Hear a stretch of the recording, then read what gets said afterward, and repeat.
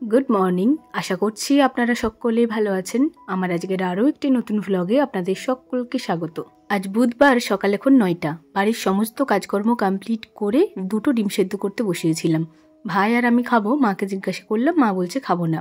10 minute আগে ডিমটা সেদ্ধ করতে দিয়েছি, এতক্ষণে বেশ ভালো মতোই সেদ্ধ হয়ে গেছে। আমি না একটু বেশি করে সেদ্ধ করি, মানে হাফ বয়েল ডিমটা আমার একদম ভালো লাগে না। এমনি ভালো মতো সেদ্ধ হলে ওই ডিমটা খেতে খুব ভালো লাগে। তো যাই হোক, আমি আমার মতো করেই দুটো ডিম সেদ্ধ করে নিয়েছি, ভাই আবার হাফ বয়েল করে খায়। তো আজকে কিন্তু আমার মতো করেই সেদ্ধ করেছি। আর তারপর দেখুন ডিমগুলো এখন ছাড়িয়ে নিচ্ছি। ওদিকে ভাইয়ের ঠাকুরকে জল দেওয়া হয়ে গেছে। মাথায় স্নান করলে মায়ের ঠান্ডাটা আবার বেড়ে যাচ্ছে, সে কারণে এই কয়েকটা দিন ভাই ঠাকুরকে জলটা দিচ্ছে। ওদিকে মা কিন্তু স্নান করতে গেছে, তবে মাথায় স্নান করবে না, এমনি গায়ে স্নান করবে। যাই হোক, এদিকে দেখুন ডিমগুলো গল্প করতে করতে ছাড়িয়ে নিলাম। দুটো ডিম অনেক তাড়াতাড়ি ছাড়ানো হয়ে গেল। একটু গরম লাগছিল তো জল দিয়ে ধুয়ে ছাড়িয়েছি। আর তারপরে মায়ের মিনি ডাস্টবিনে সমস্ত ডিমের খোসাগুলো দিয়ে দিলাম। আর এই যে কেটে নিয়েছি। ওই ঘরে বিট লবণটা আছে, সে কারণে আর এমনি লবণ নিলাম না। ওই ধারে ঘরেতে গিয়ে বিট লবণ মাখিয়ে ডিমগুলো খাবো। লবণ মাখা ডিমটা খেতে একটু বেশি ভালো লাগে। আজ দুপুরের খাওয়া দাওয়া করতে বেশ অনেকটা দেরিতে বসেছি, এখন ওই 2:30 মতো বাজে। আসলে স্নানের পরে সকলেই ঘুমিয়ে গেছিলাম। দুপুরে আজকে রান্না হয়েছিল মাছের ভুর্জি আর লাউ মুসুরি। গতকালকে মাছের বাটনা করা হয়েছিল, তো ওতে করে না মাছটা আমার ভালো লাগছিল না খেতে। তো সে কারণে মা আজকে ঝাল ঝাল করে ভুর্জি বানিয়ে দিয়েছে। এই ভুর্জিটা আমার খুব পছন্দের, তবে ভুর্জিটাও ভালো লাগছে না। তো আমি লাউ মুসুরিটা দিয়েই ভাতগুলো খেয়েছিলাম। আর ওই কী বলবো, মাছগুলো একটু টুঙে খেয়েছিলাম। মাছটা কি হয়েছে কি জানি, মাছটা ভালো লাগছে না। তো এই যে এই দিয়ে দুপুরের খাওয়া দাওয়া কমপ্লিট করলাম, সাথে একটুখানি আমও নিয়েছিলাম। আর এদিকে দেখুন, এখন মানে ওয়েদারের কোনো গ্যারেন্টি নেই, যে কখন যে কী ওয়েদার চালু হচ্ছে বোঝাই যাচ্ছে না। একবার করে প্রচণ্ড রোদ্দুর দিচ্ছে, আর একবার করে প্রচুর জোরে বৃষ্টি পড়ছে। এই যেমন এখন দেখুন কত জোরে বৃষ্টি পড়ছে, মানে এত বড় বড় বৃষ্টির ফোঁটাগুলো পড়ছে, দেখে নিশ্চয়ই বুঝতে পারছেন আপনারা। যেহেতু এখন দেরিতে সন্ধ্যা হচ্ছে, এই যে দেখুন 6টা বাজছে, এখনও পর্যন্ত বিকাল মনে হচ্ছে। তো এই সময় আমাদের বাড়িতে এসেছি এই যে গ্যাসের পাইপলাইন লাগাতে। এদিকটা অনেকটাই হয়ে গেছে, তো আমাদের বাড়িটা তো সবের লাস্টের দিকে, সে কারণে একটু দেরি হয়ে গেল আসতে। তো এই সন্ধ্যার সময়ে 3জন এসেছেন, ওনারাই আর কি কাজগুলো করে দিচ্ছেন সমস্তটাই। আপাতত এগুলো করে রাখছে, তবে এখনই কিন্তু এই পাইপে গ্যাস দেওয়া শুরু হবে না। আমাদের এই কলোনির যে ঘরগুলোতে আর কি দরখাস্ত দিয়েছিল, সেই সমস্ত ঘরে এই গ্যাসের পাইপ ফিট করা হবে, তারপরেই আর কি ওগুলো সব চালু করা হবে। এতে করে হয়তো সময় লাগবে আরও বেশ কিছুদিন। যাই হোক, এদিকে দেখুন আজকে সারাটা দিন বৃষ্টি আর রোদ্দুর হওয়ার কারণে ওয়েদারটা ভীষণ সুন্দর। বাড়িতে গ্যাসের পাইপলাইন ফিট করতে করতে একদম সন্ধ্যায় হয়ে গেছে। তো এই সময় দেখুন অনেকটাই সময় পার করে ফেলেছি, মানে সন্ধ্যাও দেখানো হয়ে গেছে। আমি দেখালাম আজকে সন্ধ্যাটা, যেহেতু ভাই একটু বাইরে গেছিলো, কয়েকটা জিনিস আনতে গেছিলো। আর এদিকে দেখুন এনাদের কাজ করতে করতে যেহেতু এতটা দেরি হয়ে গেছে, তাই এনারা বলছে এই যে জিনিসপত্রগুলো এখানে রেখে দিলে হবে, আপনাদের কোনো অসুবিধা হবে না তো? তো বললাম ঠিক আছে রেখে দিন। তো ওনারা ওই জিনিসপত্রগুলোই ওদিকে রেখে দিচ্ছে। আর এই যে আমি এলাম রান্নাঘরে, চলুন আপনাদেরকে দেখাই কি কি ফিট করেছে।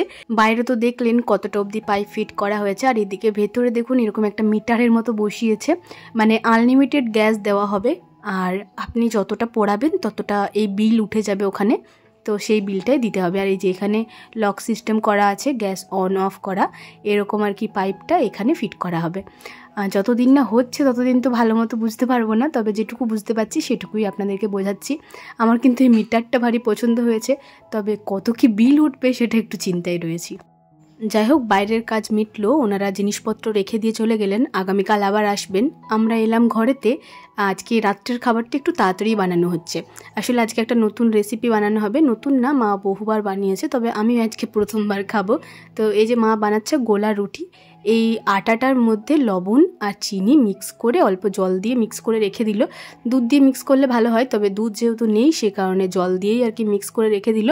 আবারও একটু ভালো মতো ভাজতে হবে, তবে চিনিটা যাতে গলে সে কারণে জলটা দিয়ে রাখলো। মা বললো ততক্ষণকে না হয় আমরা চাটা খাই।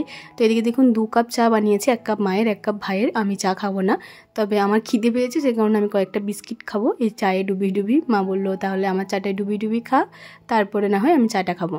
তো আমি এদিকে মায়ের চাটাতে ডুবিয়ে ডুবিয়ে বিস্কিট কটা খেলাম। মা ভাই ওদিকে চা খেলো, আর তারপর দেখুন আবারও এই ব্যাটারটা মা ভালো মতো মিক্স করে নিয়েছে। আর হ্যাঁ, অল্প কালো জিরে আর কয়েকটা মৌরিও দিয়েছে। এই কালো জিরে মৌরিটা না আমার ভীষণ ভালো লাগে খেতে, মানে এগুলো দিলেই আমার মনে হয় যে কোনো জিনিস একটু বেশি স্বাদটা লাগে। যাই হোক, ময়দার ব্যাটারটা ভালো মতো রেডি করে নিয়েছে। আর এদিকে দেখুন ফ্রাই প্যানটা বসিয়েছে, ওটার মধ্যে অল্প সর্ষের তেল বুলিয়ে নিল। রেসিপি তেল এনেছে, তবে আজকের প্যাকেটটা কাটা হলো না, ওই সর্ষের তেল বুলিয়েই করা হচ্ছে। আর তারপরে এই ব্যাটারটা একটু ফেলিয়ে ফেলিয়ে দিয়ে দেওয়া হলো, ছোটো ছোটোই করা হচ্ছে, খুব বেশি বড় বড় করা হয়নি। আর এই যে এক পিঠটা হয়ে যাওয়ার পরে কিছুক্ষণ পরে খুন্তি করে একটু চাপ দিয়ে দিয়ে এই প্রথমটা তুলতে হলো, পরেরগুলো কিন্তু একেবারেই কি সুন্দর উঠে যাচ্ছিল।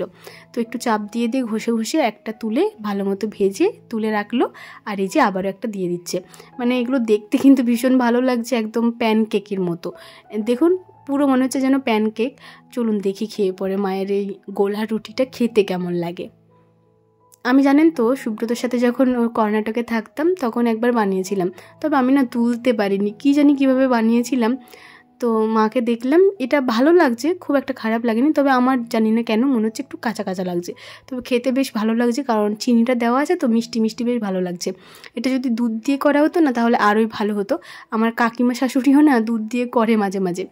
যাই হোক, মা ওদিকে দেখুন গোলা রুটি বানাচ্ছে, আমি ততক্ষণকে ভাবলাম এই যে মুদিখানার জিনিসপত্রগুলো বাবা এনেছে, ওই মুদিখানার জিনিসপত্রগুলো গুছিয়ে রেখে দিই, কারণ দুদিন ধরে এভাবেই পড়ে আছে।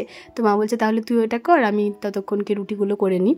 তো এদিকে দেখুন এই যে জায়গাটাতে মানে শোকেসের এই নিচের একটা খাপ আছে, এই খাপটার মধ্যে এই মুদিখানার জিনিসপত্রগুলো রাখা হয়।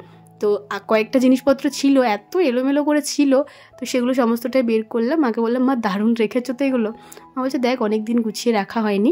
তো সেগুলো বের করলাম, আর তারপর গামছাটা দিয়ে ভালো মতো জায়গাটা ঝেড়ে নিয়েছি। আর এরপরে সমস্ত জিনিসগুলো একটু ভালো মতো গুছিয়ে গুছিয়ে রেখে দেবো, যেগুলো আর কি প্যাকেট প্যাকেট রয়েছে, মানে যেগুলো ভেতরে ছিল সেগুলো প্রথমে একটু ভালো মতো গুছিয়ে নিলাম। এরপর দাঁড়ান, এই যে মশলাপাতি এনেছে, ওই মশলাগুলো মা বললো যে কিছুটা কিছুটা করে ঢেলে রেখে দে, কারণ রান্নার কাছের মশলাগুলো একদম শেষ হয়ে গেছে। তো সেই মশলাগুলো ঢেলে রাখি, তারপরে সমস্ত জিনিসপত্রগুলো আবারও ভেতরে রেখে দেব। এই যে হলুদের কৌটোটা মা ধুয়ে রেখেছিল, একটু জল জল ছিল, মুছে নিলাম।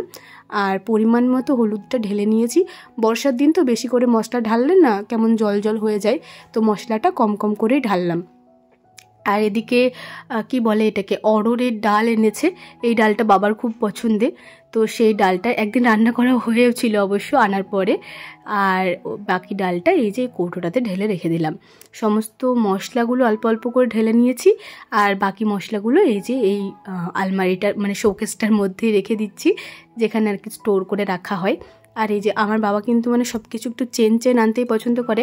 আর বড় প্যাকেটেরগুলো আনলে কি বলুন তো, একটা কাটলে কিন্তু যতক্ষণ না ওটা শেষ হচ্ছে, মানে কি বলবো, আর বর্ষার দিনে না একটু বেশি জল জল হয়ে যায়, আপনাদেরকে বললাম। তবে ছোটো ছোটো প্যাকেটেরগুলো না কেটে কেটে একটা করে দিতে খুব সুবিধা হয়, যেহেতু আমাদের মশলা খুব একটা ব্যবহার করে না, যখন করে আর কি, তো সেই জন্যই ছোটোগুলো আনা হয়েছে। আর এই যে আরও কয়েকটা প্যাকেট আনা হয়েছে, রুচি গোলটাও রেখে দিলাম, এদিকে হ্যান্ড ওয়াশটাও রেখে দিলাম, আর তেজপাতাগুলো। আর এই যে আমার বাবা কিন্তু শ্যাম্পুগুলো এই চেনই নিয়ে আসে।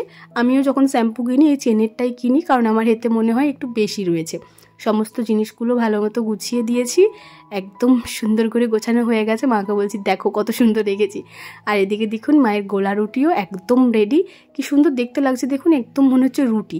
এক পিঠটা দেখে মনে হচ্ছে রুটি, আর এক পিঠটা দেখে মনে হচ্ছে পিঠে, ওই যেমন আশকে পিঠে বা তাওয়া পিঠে আমরা বলি ওই রকম লাগে, ঠিক সেরকম লাগছে। আর ভীষণ নরম হয়েছে, কিন্তু বয়স্ক মানুষরা যাদের দাঁত নেই কিংবা ছোট ছেলেরা মানে বাচ্চারা এগুলো খেতে কিন্তু ভীষণ ভালোবাসবে, মানে এতটাই নরম আর মিষ্টি মিষ্টি হয়, তো খুবই ভালো লাগবে খেতে। তো এই যে আমি একটুখানি নিলাম, আমি তো প্রথমেই বললাম খেয়ে মিষ্টি লাগছে, বেশ ভালো লাগছে, তবে আমার জানি না কেন মনে হচ্ছে একটু কাঁচা কাঁচা লাগছে। তো মা বলে এগুলো এরকমই লাগে, ভাইও বলছে এগুলো এরকমই লাগে, ভাইয়ের আর বাবার এগুলো ভীষণ পছন্দের। তো মা বললো তাহলে তোর ভাইকে একটুখানি খাইয়ে দিয়াই, ভাই এই ঘরে পড়ছে, তো ভাইকে এলাম, এখন ভাইকেই এই বাকি অর্ধেকটা রুটি খাইয়ে দিচ্ছি। ভাই আবার বলছে নাকি গরম গরম আনতে হতো, আমার তো মনে হচ্ছে গরমটা একটু বেশি কাঁচা কাঁচা লাগছে, ঠান্ডা হওয়ার পরে যদিও একটু ভালো লাগছে। তো ও বলছে না আমার গরম গরমটা ভালো লাগে, বললাম এটুকু খা তারপরে আবার পরে খাবি। যাই হোক চলুন আজকের ভিডিওটা এখানেই শেষ করছি। ভিডিওটি কেমন লাগলো অবশ্যই কমেন্টে জানাবেন, ভালো লাগলে একটি লাইক করে দেবেন এবং সাবস্ক্রাইব করে আমার ছোট্ট চ্যানেলটির পাশে থাকবেন। সবাই ভালো থাকবেন, সুস্থ থাকবেন, সাবধানে থাকবেন। দেখা হবে খুব শীঘ্রই পরের কোনো একটি ব্লগে। আজকের মতো টাটা।